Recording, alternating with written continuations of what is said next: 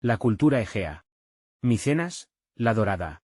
Cerrando el amplio arco que protege al mar Egeo, con sus decenas de islas, de las aguas del Mediterráneo oriental, se halla la gran isla de Creta, geográfico centro de una estrella que se abre a los cuatro vientos de las civilizaciones antiguas. Creta sirvió de puente entre Oriente y Occidente, entre Egipto y Grecia, y en ella se desarrolló una cultura llena de enigmáticos atractivos, cultura que a través del archipiélago de las Cícladas echó una cabeza de puente sobre el noroeste de la península de Peloponeso, en pleno continente europeo. Una rama indoeuropea que en la primera mitad del segundo milenio antes de Cristo se afincó en Grecia. Los aqueos asimilaron poco a poco, a su manera belicosa, el desprevenido savoir vivre de los cretenses, montando piedra sobre piedra fieras alcazabas en Micenas, Tirinto y otras atalayas de la Argólida. Desde allí, llamados por el azulísimo mar que con un remedo de su nombre gentilicio habían bautizado Egeo, transmitirían primero hacia el litoral de enfrente, Asia Menor, y después a cualquiera costa europea el refinamiento logrado, aunque por ello sus naves tuvieran que embromarse durante el largo asedio de Troya, ese estorbo tan provocativo para ellos.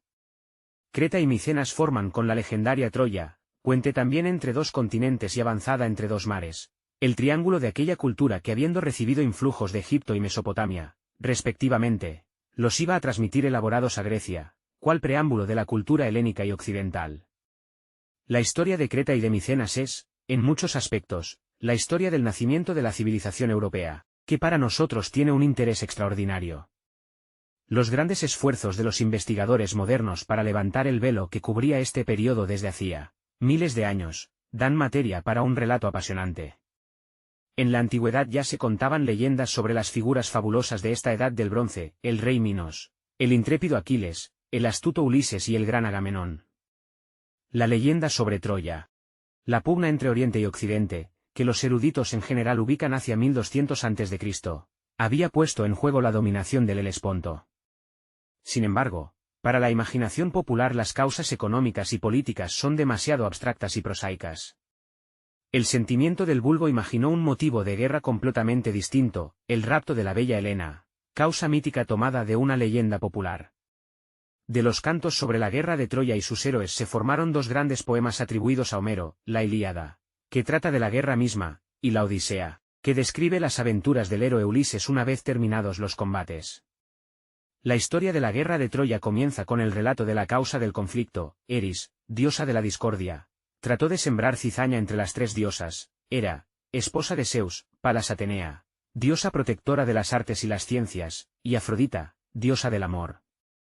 Eris, la única divinidad que no pudo asistir a una fiesta nupcial a la que fueron invitados todos los dioses y diosas, se vengó arrojando a los convidados una manzana de oro con la leyenda, para la más bella, y el ambiente de la fiesta se agrió por completo. Al fin, Zeus, padre de los dioses, consiguió hacer entrar en razón a las tres diosas que se disputaban el galardón, convenciéndolas de que sometieran la decisión al príncipe Paris, cuya belleza también era muy celebrada. El padre de Paris, Príamo, era rey de Troya o Ilión, como asimismo se la llamaba. Paris apacentaba los rebaños de su padre en el monte Ida, cerca de Troya. Un día se le aproximaron las tres diosas y le pidieron zanjar la cuestión. Hera prometió hacerle el rey más poderoso de la tierra si le concedía la manzana, y Afrodita, que le entregaría en recompensa la mujer más bella del mundo. La manzana te pertenece, dijo Paris sin titubear, ofreciéndola a la diosa del amor. Helena, esposa de Menelao, rey de Esparta, era considerada la mujer más bella del mundo. Allá se dirigió Paris, donde el rey lo acogió con hospitalidad. La bella Helena se enamoró pronto de él, pero temía ser infiel a su esposo. Entonces, Paris determinó precipitar los acontecimientos, penetró una noche en el cuarto de la reina, la condujo a su nave y partió rumbo a Troya. Al saberse la noticia del rapto, en toda Grecia se levantó una ola de indignación. Menelao y su hermano, el poderoso rey Agamenón de Micenas, llamaron a todos los príncipes griegos al combate para vengarse del infame seductor. Sedientos de guerra, todos respondieron al llamamiento y la flota griega reunió más de 1200 barcos. Agamenón fue nombrado generalísimo de este ejército. Cuando los griegos arribaron al país de los troyanos, situaron sus naves en la playa y las protegieron con una muralla. Después pusieron sitio a la ciudad de Troya. La lucha fue dura e indecisa la suerte de las armas. Los años pasaban sin que el conflicto se resolviera. Héctor, hermano de Paris, era el guerrero más valiente de los troyanos, Aquiles, el más valiente entre los griegos. Bastaba la presencia de uno o de otro para poner al enemigo en fuga. Al llegar el año 10 de la guerra, la fortuna empezó a abandonar a los griegos. Un reparto de botín fue causa de la enemistad entre Aquiles y Agamenón. La Ilíada se abre con esta disputa. Las invectivas que se dirigen ambos héroes están llenas de sabor y de elocuencia. Aquiles descarga así su furor: costal de vino, tú que tienes ojos de perro y corazón de ciervo, nunca has tenido el valor de ponerte la coraza para combatir al mismo tiempo que tus guerreros, ni de acompañar a los más valientes aqueos para acechar en las emboscadas. Exponer tu persona te parece la muerte. Sin duda es más provechoso, en el vasto campamento de los aqueos, despojar de su recompensa al que se atreve a contradecirte. Eres un rey que devora al pueblo, porque gobiernas sobre un grupo de cobardes. Si fuera de otra manera, oh, Atrida, hoy cometerías tu última infamia. Lleno de cólera y de amargura, Aquiles pronunció un discurso preñado de consecuencias. En adelante, no desenvainaría la espada contra los troyanos. Se retiró a su tienda y solo permitió la compañía de Patroclo, su amigo y hermano de armas. Los griegos sabían cuán insustituible era Aquiles, y estaban desesperados.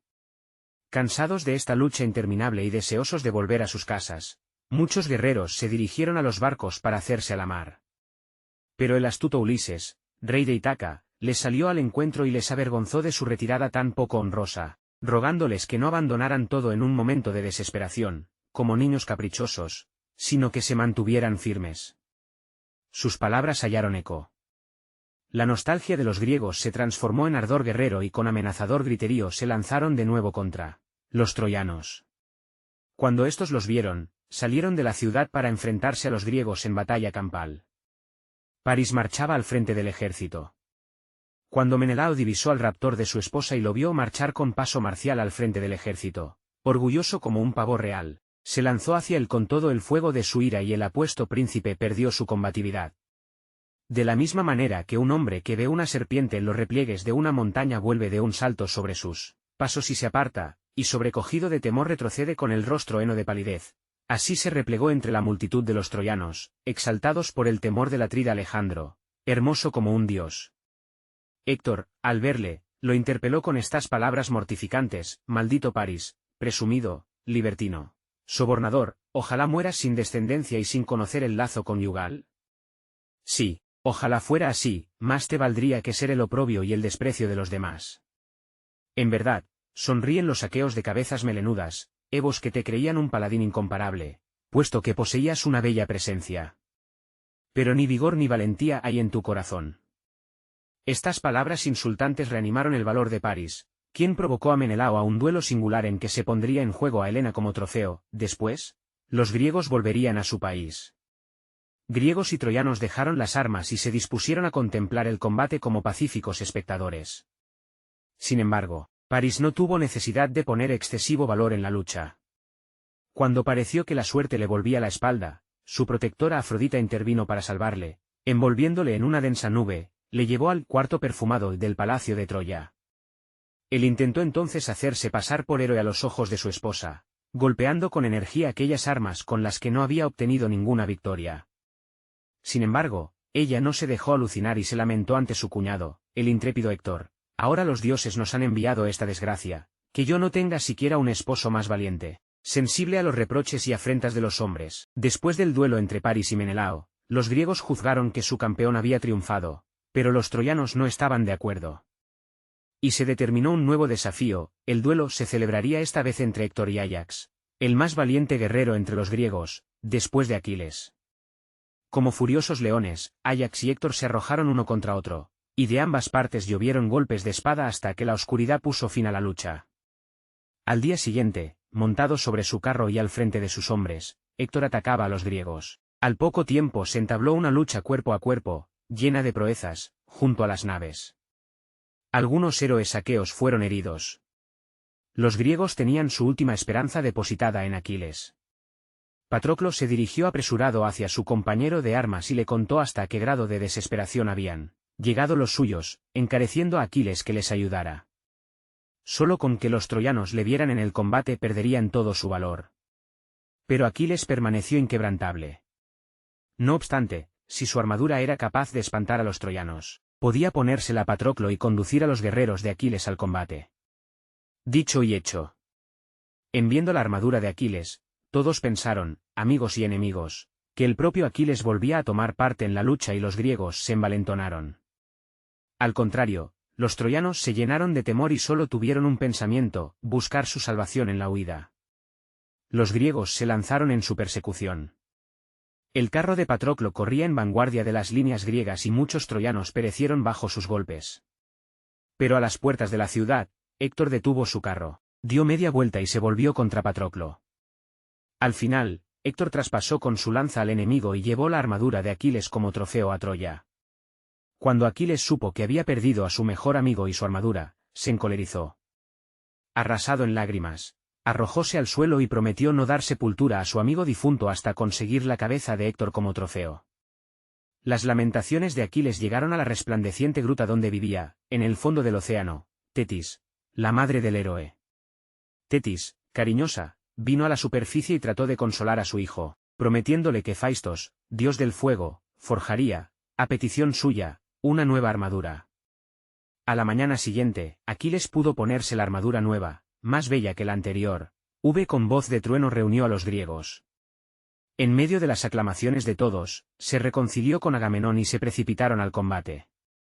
La lucha fue tan feroz que los mismos dioses, que hasta entonces solo habían ayudado a sus protegidos en los momentos críticos, llegaron ahora a las manos.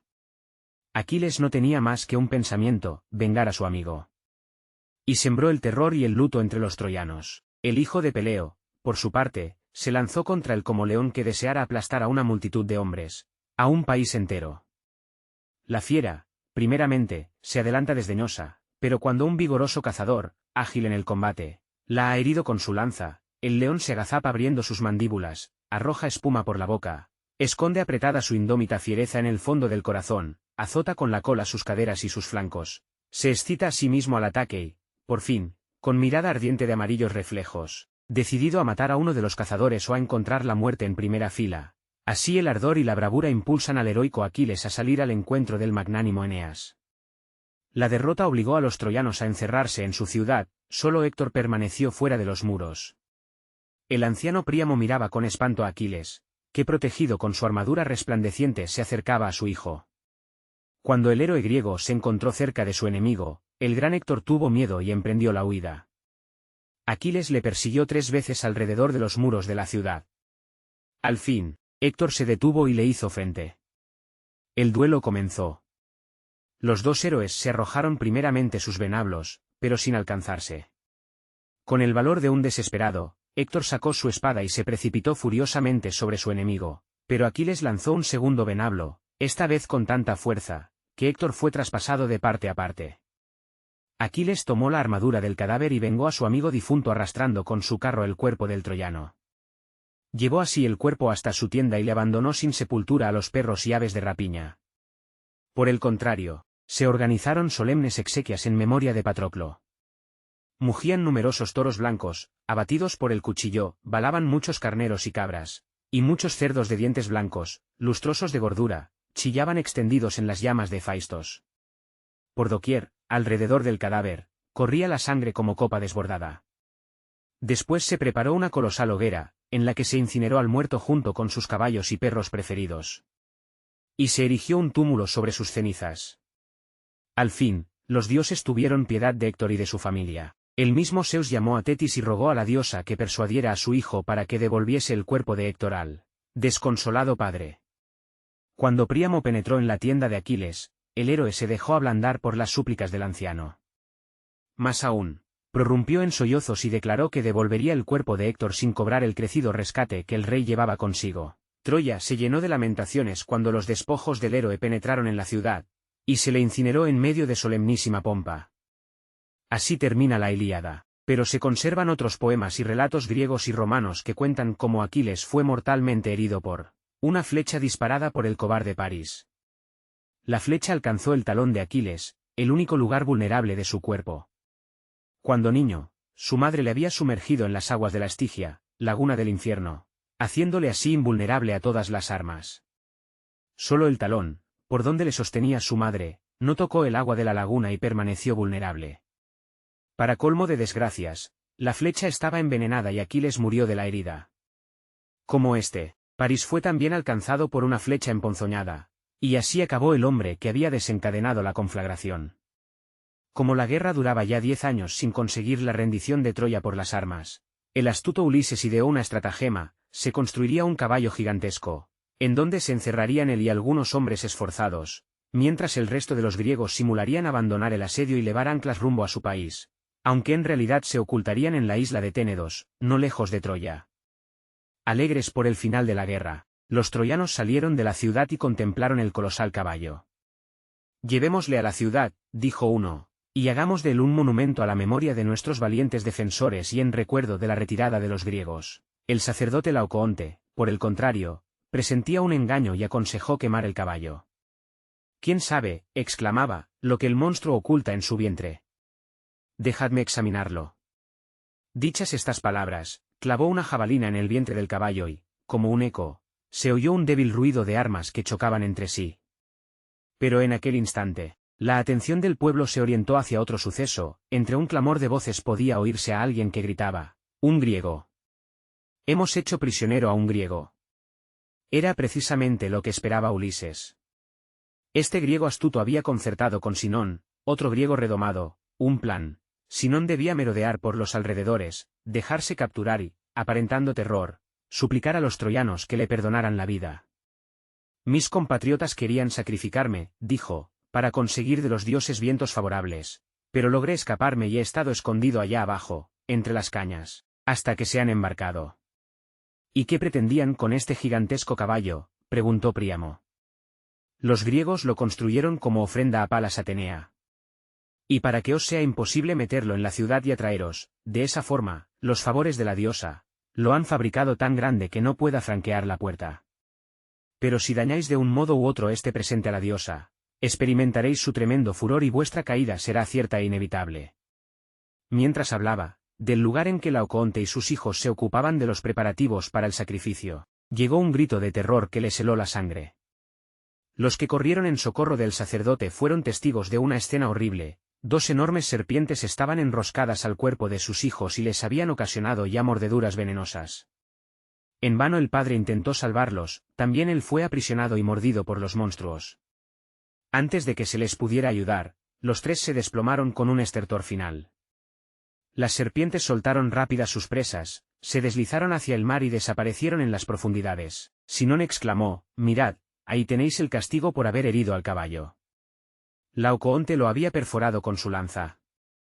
Desde ese momento, todos los troyanos creyeron las palabras del hipócrita griego y sintieron un mismo deseo: atraerse la protección de Palas Atenea. A toda costa, el caballo debía ser introducido en la ciudad, pero como la puerta era demasiado pequeña, se derribó el arco y una parte del recinto amurallado. El caballo fue colocado sobre ruedas y, uniendo sus fuerzas, los troyanos lograron deslizarlo hasta el interior y colocarlo en la plaza de la ciudad. Se celebró una gran fiesta, con banquetes y libaciones. Al llegar la noche, todos los hombres estaban ebrios e incapacitados para pensar y actuar. Era el momento esperado por el enemigo. El hipócrita Sinón se dirigió a la ribera y encendió una antorcha, señal convenida por los griegos de Ténedos para anunciar que todo iba bien. Después se dirigió hacia donde los troyanos habían instalado el caballo y golpeó 3 veces con un bastón el vientre del coloso. Era otra señal convenida. Ulises descorrió el cerrojo de madera y salió seguido de sus hombres. Los troyanos, entorpecidos, no pudieron defenderse. Los griegos prendieron fuego a las casas y pronto no quedó de la opulenta Troya más que un montón de escombros. Solo muy pocos lograron huir con Eneas, que pudo escapar gracias a la protección de su madre, Afrodita. Llevando en hombros a su anciano padre y asiendo de la mano a su hijo, consiguió alcanzar la costa y abandonó su patria. Entre los troyanos llevados por los griegos como botín de guerra se hallaba Helena, que fue conducida a Esparta. Sonrojada de vergüenza y mirando al suelo, volvía a estar en medio de sus compatriotas, pero los griegos enmudecieron de admiración ante su belleza, pensando todos, sin excepción, que, de haberse encontrado en lugar de Menelao, hubieran obrado de igual modo, perdonárselo todo. Heinrich Schliemann en pos de Agamenón. Algunas de estas leyendas comenzaron a ser comprobadas hace una centuria, cuando Heinrich Schliemann pudo realizar sus ensueños de adolescente. Las lecturas juveniles habían provocado en este hijo de un pastor protestante de Mecklemburgo un desmesurado entusiasmo por los relatos de la guerra de Troya, aunque, a diferencia de la mayoría de sus contemporáneos, presentía en esos relatos algo más que literatura y pura imaginación. Desde su infancia, su mayor anhelo fue visitar los lugares donde se desarrollaron los combates descritos por Romero, pero la familia del muchacho era humilde y no podía ofrecerle educación adecuada a sus anhelos científicos. Primero fue dependiente de ultramarinos, luego se abrió camino a tuerza de trabajo y economía, se estableció por su cuenta en San Petersburgo y acumuló una gran fortuna. A los 50 años bien cumplidos pudo, al fin, realizar su sueño y consagrarse por entero a su pasión por la antigüedad. Lleno de entusiasmo, en otoño de 1871 dio el primer azadonazo en una colina cerca de Isarlik, en el nordeste del Asia Menor, donde se encontraría la Troya de Homero. Sus métodos, desde el punto de vista moderno, no eran muy ortodoxos, y, sin embargo, la ciencia arqueológica debe al aficionado Schliemann uno de sus principios más importantes, la necesidad de distinguir cuidadosamente las diferentes capas del terreno en las excavaciones. Schliemann no era más que un aficionado, pero tuvo la suerte de encontrar un auxiliar que llegó a ser célebre en arqueología, su compatriota Wilhelm Dörfel. Aparte de este, el mejor ayudante de Schliemann fue su mujer, una hermosa griega que participaba plenamente del entusiasmo de su marido. Schliemann disponía de 120 obreros griegos y turcos. Desenterraron 9 ciudades, una encima de otra, la de abajo se remontaba a la Edad de Piedra, la más superior, a la época bizantina. Los arqueólogos llamaron a estas ciudades Troya, Troya II, etc. En la Troya II apareció un fuerte muro de circunvalación y se encontró, además, una rica colección de joyas de oro, plata y cobre, entre ellas 9.000 pendientes. Por supuesto, Schliemann creyó haber encontrado el palacio de Príamo y la Troya de Homero. Un día halló un sorprendente objeto de cobre al pie del muro de circunvalación y pesados cubiletes de oro, grandes candelabros de plata, diademas, brazaletes y collares del oro más puro. Solo un rey podía haber poseído todo aquello. Nuestro investigador creyó tener en sus manos las riquezas cantadas por Homero. Había encontrado los tesoros de Príamo, según decía alborozado, y dio a conocer su triunfo al mundo entero. Jamás ningún sueño de juventud alcanzó realidad tan esplendorosa. Schliemann ofreció los tesoros de Príamo al Museo de la Antigüedad de Berlín, los que desde entonces son el orgullo de sus colecciones. En realidad, Schliemann no había encontrado la Troya de la Ilíada. La ciudad del rey Príamo, saqueada por los griegos, se encontraba en una capa superior, y el arqueólogo aficionado, en su precipitación, había destruido mucho de lo abandonado allí por Ulises y sus compañeros de armas. Despreocupado en absoluto de esta capa, había cavado a través de los restos llevado por el ansia de ir más lejos. En 1890, poco antes de su muerte, se descubrieron por primera vez vasos micénicos en la Troya B, y a continuación, Dörfel descubrió restos de murallas de circunvalación y de torres que creía formaban parte del Palacio Real, cantado por Homero. Pero se trataba de un nuevo error. Troya había sido asolada por un terremoto hacia 1300 a.C. Por el contrario, la ciudad reconstruida, la Troya 7, destruida 150 años más tarde, debe haber sido el teatro del drama inmortalizado por la Ilíada. Ambas capas datan de la época micénica y comprenden construcciones monumentales, así como numerosos pozos para abastecer de agua a sus habitantes durante los asedios. Así, pues, en distintas épocas pudieron nacer diferentes ciudades ricas y poderosas en el lugar llamado hoy Isarlik, cosa que se explica por su favorable situación geográfica.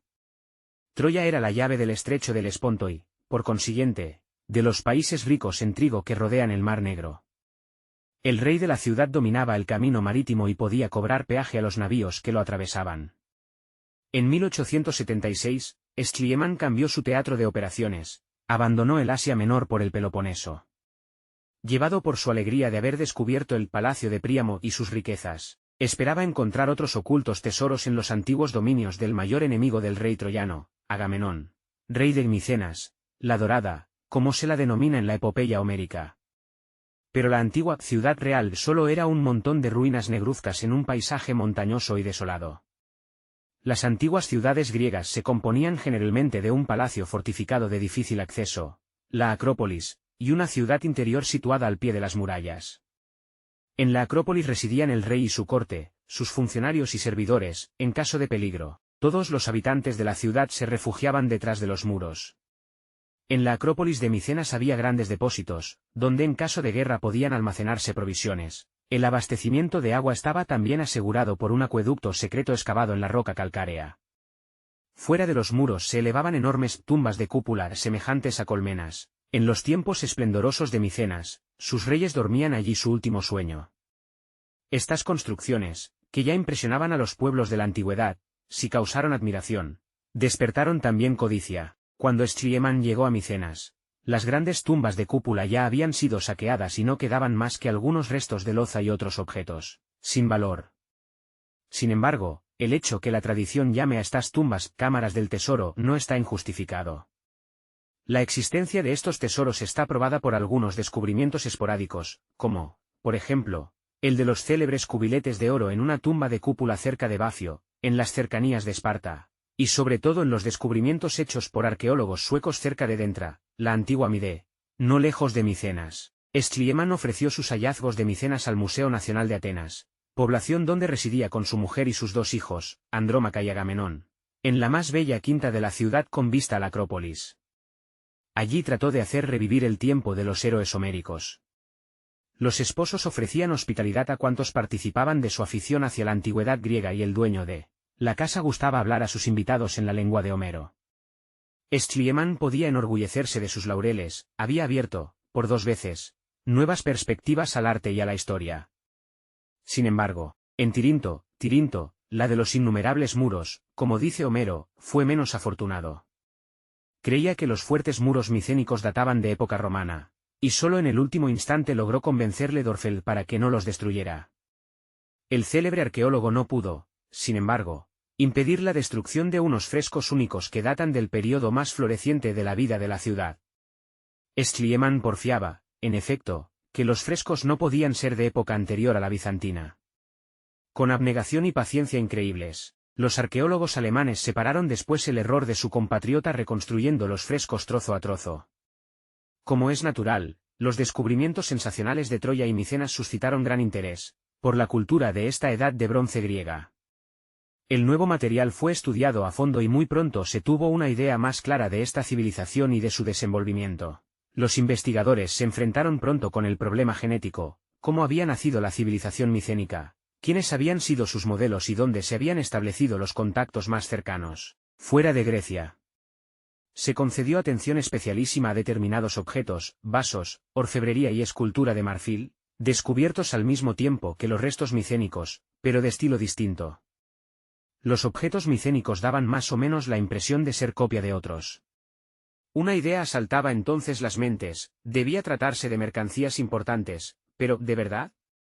Y una vieja leyenda puso a los investigadores sobre la pista.